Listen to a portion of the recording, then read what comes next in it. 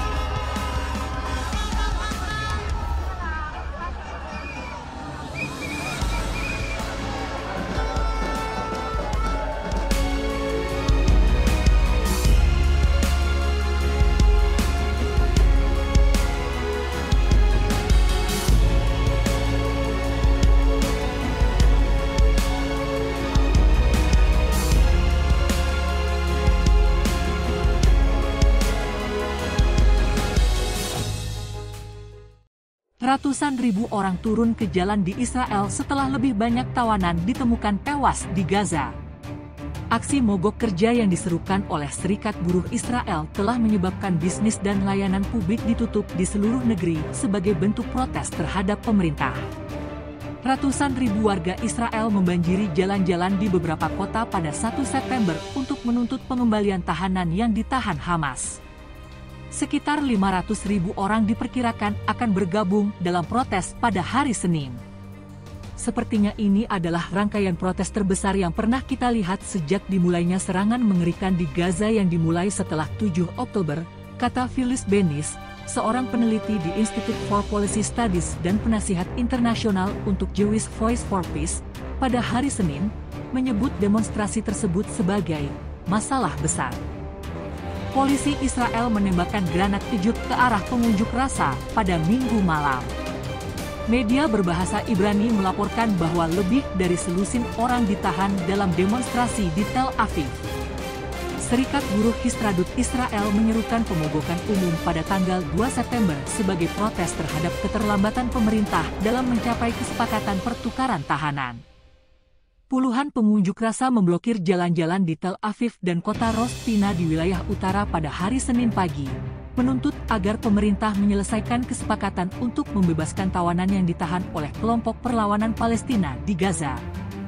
Situs berita Ibrani Yet melaporkan pada hari Senin bahwa pemogokan tersebut telah mengganggu layanan kereta ringan di Tel Aviv dan Yerusalem.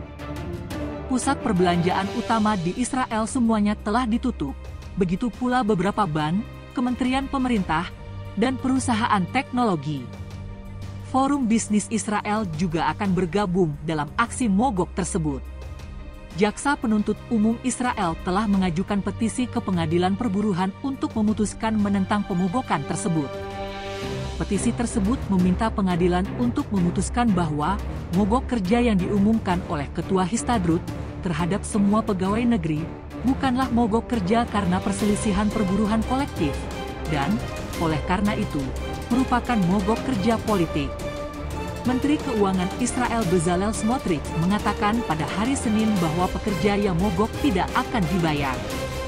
Protes dan pemogokan umum dipicu oleh penemuan 6 tawanan tewas oleh tentara Israel di sebuah terowongan di kota paling selatan Gaza, Rafah. Oposisi Israel dan keluarga tawanan Israel di Gaza, serta Menteri Pertahanan Yoav Gallant, semakin frustrasi dengan tindakan Perdana Menteri Benyamin Netanyahu yang terus menghalangi gencatan senjata dan negosiasi pertukaran tawanan, yang mereka yakini sebagai satu-satunya cara untuk membebaskan tawanan lainnya.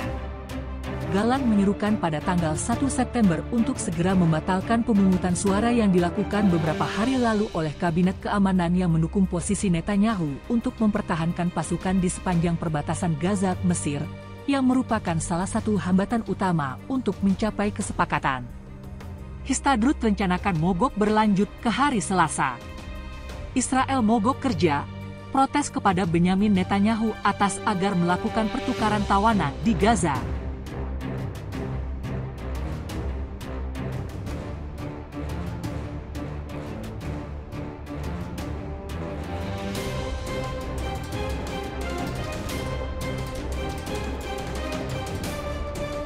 Netanyahu lengser besok, pemerintahan Netanyahu dalam ancaman, oposisi serukan aksi koordinasi untuk pemakzulan.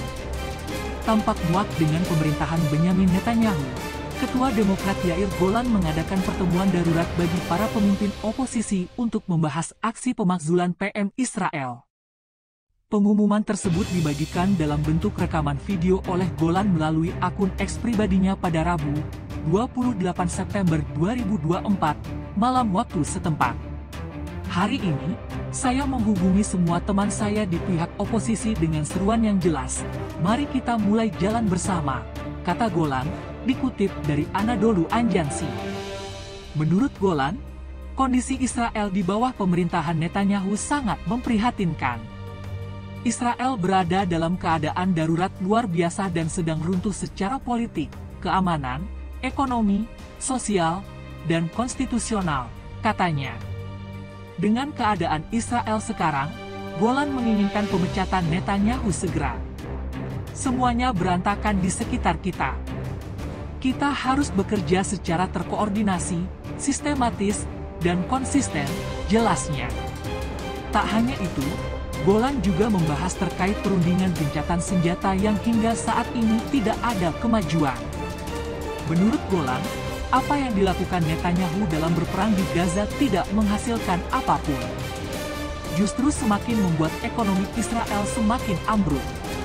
Kita berada di tengah perang, dengan para sandera yang ditawan selama 328 hari, puluhan ribu orang mengungsi, ekonomi yang ambruk, dan perwira serta prajurit cadangan yang bertempur dalam waktu lama tanpa melihat cahaya di ujung terowongan, kata Golan kepada para pemimpin partai oposisi.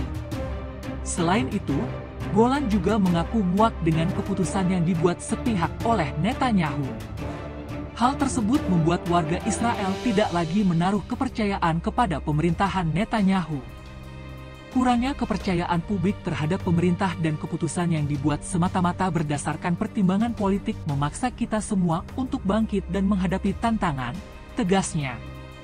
Mengetahui seruan Golan untuk partai oposisi, Yair Lapid yang merupakan pemimpin oposisi Israel berjanji akan bekerja sama untuk meruntuhkan pemerintahan Netanyahu. Lapid menilai bahwa apa yang dilakukan Netanyahu terhadap Israel adalah sebuah bencana.